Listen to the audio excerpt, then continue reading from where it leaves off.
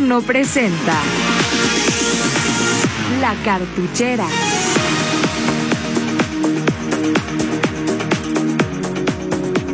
En efectivo el programa, ¿sí? Efectivo. Hemos estado a lo largo de varios días invitando a que nos escuchen porque está con nosotros un especialista de primer nivel.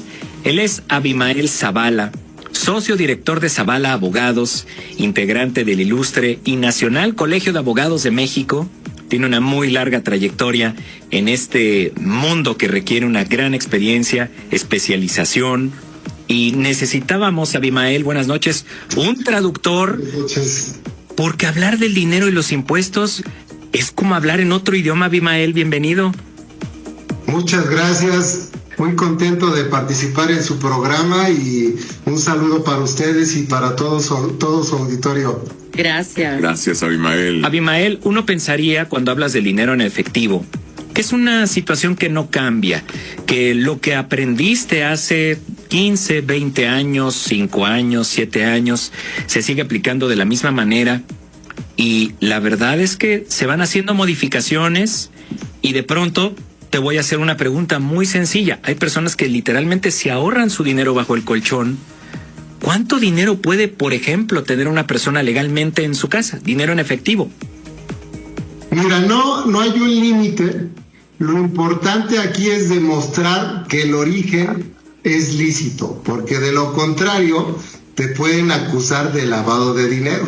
Pregúntale a Shelly Llegón, ¿no? Y eso es un tema muy delicado para la autoridad y los gobiernos, te hablo tanto nacional como internacionales, han combatido el uso de efectivo por dos vertientes importantes. La primera es para saber cuánto recibe una persona y que pague esos impuestos de esos ingresos que tiene. Y la segunda, para evitar todo el tema del lavado de dinero que ha lacerado a México y a muchos estados en Europa, en todo América, Sudamérica. Y esas formas de controlar el uso de efectivo, pues va a generar mayor recaudación para la autoridad y va a prevenir el lavado de dinero. Entonces, sí es importante que se tome en cuenta esta situación. El tener dinero en efectivo no es un delito. El delito no es no acreditar su origen y sobre todo no declararlo. Y ustedes lo conocen muy bien en actividades cuando salen y viajan en avión, saben que hay una restricción para llevar ese efectivo y estamos hablando de $10,000. Si superas esa cantidad, pues obviamente no es un delito llevarlo, el delito es no declararlo porque a la autoridad le interesa saber de dónde vienen esos recursos.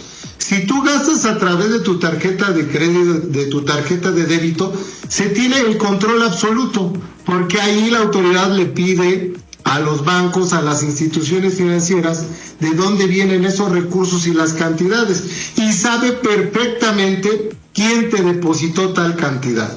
Y además tenemos una ley que se llama la ley antilavado aquí en México, que limita ciertas operaciones a pagarlas en efectivo.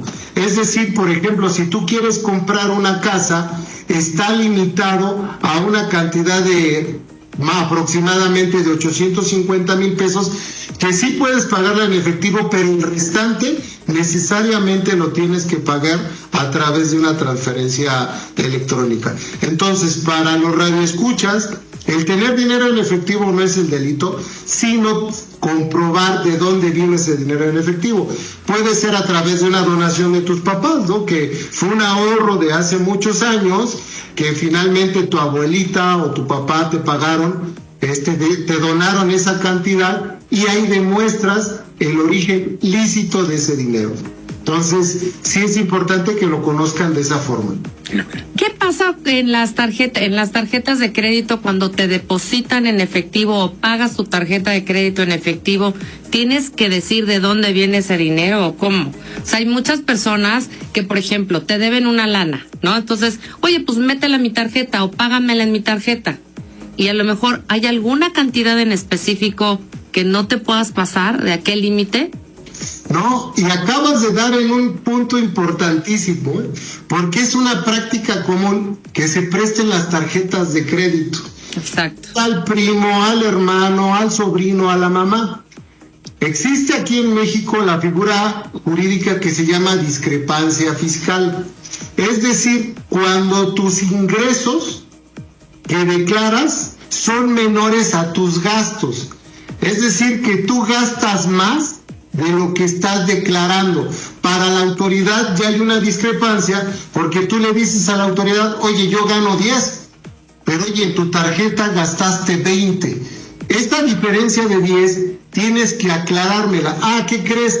Que es que esa tarjeta se la presté a mi primo y él pagó esa diferencia de 10. Entonces, hay que evitar esa práctica porque te va a generar un problema fiscal, porque para la autoridad no estás ganando 10, estás ganando 20 porque puedes gastar esos 20. Entonces, la recomendación es que no presten sus tarjetas de crédito, porque de lo contrario eso les va a jugar en contra para la autoridad fiscal y que diga, tú me declaraste que ganas 10, ¿por qué en tu tarjeta gastas 20? Entonces, esa diferencia te pueden obligar a que pagues un impuesto de esos 10 pesos que tú no has declarado y que al final de cuentas es una práctica indebida, pero que se tiene que corregir, porque de lo contrario sí puedes tener un problema con la autoridad fiscal. Pero además, esa discrepancia fiscal te puede llevar a un delito de defraudación fiscal y puedes ser acusado por esa conducta. Entonces, la verdad es que hay que tener cuidado con esa situación. No presten las tarjetas de crédito, porque sí pueden estar metidos en un problema. Es como si te subiera el ingreso, te sube el impuesto sobre la renta, de hecho, ¿no? 100%. Oye, Abimael, se dice que si tú tienes 100,000 pesos, 500,000 pesos en efectivo, no sé, 1,000,000 de pesos en efectivo en tu casa, ¿no? En el colchón, pues te lo puede comer los insectos, lo que sea, pero además va perdiendo su valor con el tiempo, porque con la inflación, etcétera, el dinero para que prevalezca tienes que invertirlo, ¿correcto? Así es. Para invertirlo, para volverlo legal, supongamos personas que tienen, lo platicamos fuera del aire. En México, el sector informal es mayoritario. Muchas personas que nos están escuchando reciben todo lo que venden o de lo que trabajan, se los pagan en efectivo. Hay personas que de pronto reciben un pago fuerte y van guardando ese dinero. Si ahorita esas personas que nos están escuchando, que tienen una cantidad guardada y dicen, a ver, aquí tengo, y me tiene nervioso tener este dinero guardado, 10,000, 20,000, 60,000, 100,000, $500,000, no lo sé, cada quien sabe sus secretos. Quisieran depositar ese dinero en su cuenta, digámoslo así, asegurarlo para después poderlo invertir en algún mecanismo, en algo. ¿Cómo lo pueden declarar, depositar? ¿Cómo lo vuelve? Es que no lo quiero decir ilegal porque fue legalmente ganado, pero ¿cómo lo limpias? Mira, ahí realmente si tú vas al banco y depositas esa cantidad, el banco te la va a recibir, pero vas a tener que llenar un formato, porque es obligación de los bancos, cuando llegue esa cantidad, informar al Servicio de Administración Tributaria que un cuentaviente depositó en efectivo 200,000 pesos. Llenas el formato, tienes que declarar de dónde viene ese dinero y, por supuesto, si no ha pagado impuestos y no logras acreditar que ese dinero ya pagó impuestos, la autoridad fiscal te va a cobrar el porcentaje de impuestos que corresponda por esa cantidad. Si es una persona física, estamos hablando de un 30% de esa cantidad de impuestos sobre la renta. Entonces, sí es importante que vean esa situación, porque pues de esos 200 pues ya van a tenerle que participar al fisco esa cantidad. Así de sorprendente es, y la autoridad pues por eso trata de bancarizar todo, porque es el único medio de control que tiene para saber cuánto tienes de ingresos y si le estás declarando correctamente. Las políticas de recaudación pues tienen que ver con todo el comercio informal. En México, por ejemplo, mira, me di a la tarea de investigar cuál era la tendencia del uso de efectivo en México. Se hizo un estudio por la parte de la Comisión Nacional Bancaria y de Valores y del INEGI. En el 2021, el 80% de los ciudadanos de 18 a 70 años, en cantidades superiores a 500 pesos, usan el efectivo. O sea, la tendencia es a la alta, cuando uno pensaría que es a la baja por el tema del COVID, los sistemas que ya los bancos implementan para facilitar los medios de pago, y ha crecido la tendencia al uso de efectivo. Entonces es algo que le preocupa al gobierno, porque eso no le permite tener la información, como les dije, de dos aspectos: para la recaudación y para tener el control sobre temas de lavado de dinero, que por supuesto hay que combatirlo, por supuesto hay que acabar con eso, pero desgraciadamente afecta a toda la situación de el comercio informal, y que ha tratado de regularlo. Entonces sí es importante que la gente lo sepa. O sea, si va a depositar esa cantidad, pues por supuesto va a tener, si no logra acreditar que ya pagó impuestos, que seguramente va a ser en ese sentido, pues va a tener que pagar el impuesto al Servicio de Administración Tributaria. Hablabas de nuestra reacción, dijiste, así es la reacción, es porque vio a Abimael. Nuestras caras de sorpresa cuando dijo el 30%. Abimael, tenemos muchas dudas, te queremos preguntar sobre las tarjetas adicionales, sobre las personas que piden préstamos y de pronto te deposita quien le pides prestado en tu cuenta. O sea, hay ahorita muchos mecanismos que estamos utilizando de manera cotidiana que no sabemos. O por ejemplo, cuando haces una transferencia a alguien que le debes un dinero, ¿qué poner en el concepto de la transferencia? Nos gustaría hacerte algunas preguntas, así que te vamos a pedir que te quedes con nosotros unos momentos, porque acabas de abrir la caja de Pandora y las de Pandora están enojadas. Sí. No te vayas, Abimael, quédate un momento. Gracias. Ya estamos de regreso, estamos platicando con Abimael Zavala. Él es un experto en este tema fiscal, ya lo escuchamos. Le sabe y bien, le ha tocado defender a muchas personas que se han visto en muchas de estas situaciones, de pronto por ignorancia, de pronto porque te confías en que no se van a dar cuenta, y pues él ya se ha dado, ahora sí que está en la primera línea, en la infantería, viendo que están duros los trancazos. Por eso le queríamos preguntar, Abimael, Sonia Casillas tenía una duda desde hace rato y está muy tensa. Sí, ayúdale. Estoy un poco tensa. Oye, yo te quería preguntar, Abimael, respecto a los depósitos en el banco. De repente llegan, por ejemplo, vamos a decir que mi esposo me va a depositar el gasto de la semana, ¿ok? Que es fuera de lo que a lo mejor yo gano en mi trabajo o lo que sea. Y entonces él me va a hacer un depósito cada semana para que yo haga el supermercado y las compras. ¿Cuánto dinero me puede depositar que yo no tenga que declarar? Mira, para objeto de que no sea reportable por la institución financiera, es hasta 15,000 pesos. Al mes. Si supera esa cantidad, el banco tiene que reportarlo a la autoridad fiscal.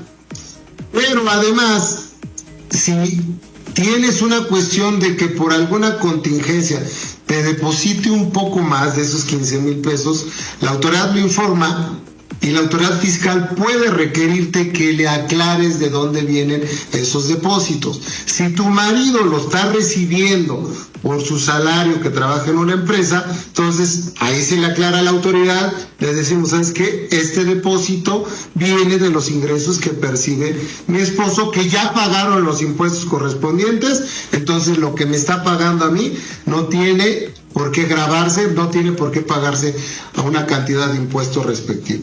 Entonces, pues bueno que le subieran, porque con una idita al súper te das cuenta. No, la idita al súper está que te... pesos al mes, bueno. Pero, a ver, ok, mi esposo me deposita eso y de algún momento, a lo mejor presté 5,000 pesos y a lo mejor, o sea, no me puedo pasar de esos 15,000 pesos de donde venga el dinero. Sí te puedes pasar, la única diferencia es que si supera los 15,000 pesos, la institución financiera se lo reporta al SAT. Y ya tengo que decir de dónde viene ese dinero. Si es que el SAT le llama la atención tu comportamiento, que le llaman operaciones inusuales, que no es una conducta que vienes manejando constantemente. Si es una conducta que repites, entonces, oye, ya sé el modus operandi de esta persona y normalmente veo que se deposita esa cantidad, sé de dónde viene. Si es en efectivo, pues obviamente el mismo banco sabe quién es su cliente, porque ellos tienen estándares para identificar al cliente y saber qué cliente tiene y de dónde vienen esos ingresos. Porque tú ya sabes que para abrir una cuenta bancaria también te piden hasta la cartilla de vacunación, ¿eh? Ah, sí, claro, hasta del perro. Entonces, los controles son muy, muy grandes. Sí. Hay un egreso importante a muchas familias, no en todas, bueno fuera, pero en muchas familias hay un egreso importante al mes. Y hablo de quienes tienen a los hijos en un colegio privado. ¿Por qué estas colegiaturas no son deducibles mes con mes, siendo algo importante en la economía mensual familiar? ¿Y por qué hasta el anual? ¿Por qué? Mira, lo que pasa es que la autoridad ha visto que el tema de la deducción, por ejemplo, en el tema de las colegiaturas, le ha generado mucho problema porque se metía mucho gasto, ¿no? Y luego se ponía al primo, al sobrino, con la finalidad de inflar ese gasto. Entonces optó, sí lo puedes deducir, tiene una limitante, me parece que es hasta el 30%, habría que revisarlo, pero sí hay una parte que puedes acreditar para esa deducción, porque sí es importante que se paguen las colegiaturas siempre y cuando lo hagas a través de una transferencia o que esté totalmente registrada. Claro. Abimael, personas que, por ejemplo, en familias, alguien tiene una tarjeta de crédito, su banco le dice, oye, puedes tener hasta no sé cuántas adicionales sin costo. Compártelo con tus hijos, con tu pareja. Muy bien. Entonces tú de una tarjeta donde tienes un buen historial de crédito, le compartes a tu esposa una tarjeta adicional, a lo mejor a alguno de tus hijos te compartes una tarjeta adicional, ellos hacen sus gastos, ellos mismos lo pagan. Ese dinero que ellos pagan usando tarjetas adicionales, que la tarjeta tiene su nombre, pero viene de ti. Si ellos lo están pagando y están haciendo depósitos ahí, ¿es un dinero que se puede tomar como un ingreso tuyo eventualmente? Se puede considerar así, pero tendrías que aclararlo, que es el tema que comentábamos de la discrepancia fiscal. Entonces, la autoridad presume que ese dinero que tú pagas de esa tarjeta adicional corresponde a tu capacidad económica, a tus ingresos. Entonces, en ese caso tendrías que decir, no, es una tarjeta adicional, mi hijo o mi primo o mi esposa tienen una actividad que le genere ingresos y con eso pagan su tarjeta. Sería sujeto a aclaración, pero de entrada tendríamos la presunción de que estamos en discrepancia fiscal, salvo que le aclares a la autoridad. O sea, estamos con dolores. Ahí te va otra pregunta. El tema de los préstamos. Tú de pronto acudes a una de estas casas, instituciones, tu mismo banco, te dan un préstamo. El dinero te lo depositan en tu cuenta. Si de pronto, de la nada, te llega una cantidad importante de dinero por un préstamo que vas a estar pagando a 1 año, 2 años, 3 años, no lo sé, depende del arreglo. Pero también se puede tomar como un ingreso. Sí, siempre y cuando no acredites que es un préstamo. Los préstamos no son ingresos, hay que hacer el contrato respectivo, que es el contrato de mutuo. Si viene con interés, ahí se establece la tasa de interés que vas a pagar mes a mes. Pero si a la autoridad no le acreditas que es un préstamo, presume que es un ingreso y que tienes que pagar el impuesto. Entonces hay que tener cuidado. La recomendación, ¿cuál es? Que hagan sus contratos de mutuo para que en el caso de que la autoridad venga y les pida que le aclaren ese monto que depositaron, le acrediten a través del contrato que es un mutuo y que por lo tanto no es un ingreso acumulable. Así es. Bueno, pues esta noche nos ha dado luz Abimael Zavala, socio director de Zavala Abogados, integrante del Ilustre y Nacional Colegio de Abogados de México. Abimael, muchas gracias por este tiempo. Muchas gracias. A sus órdenes, con mucho gusto. Fue un placer compartir con ustedes este espacio. ¿Y dónde te pueden encontrar personas que ahorita están... Pero 800 preguntas más. Quiero preguntar algo del primo de un amigo. Mira, tengo Facebook como Abimael Zavala, me pueden encontrar en Twitter, Abimael-Zavala, y en la página del despacho es www.zavalaabogados.com.mx. Perfecto, pues ahí está. De nuevo, gracias. Y muy pronto te estaremos tocando la puerta con otras preguntitas, Abimael. Que tengan muy buena noche. Un saludo para ustedes. Que estén. Muchas gracias. Igualmente, Abimael, gracias.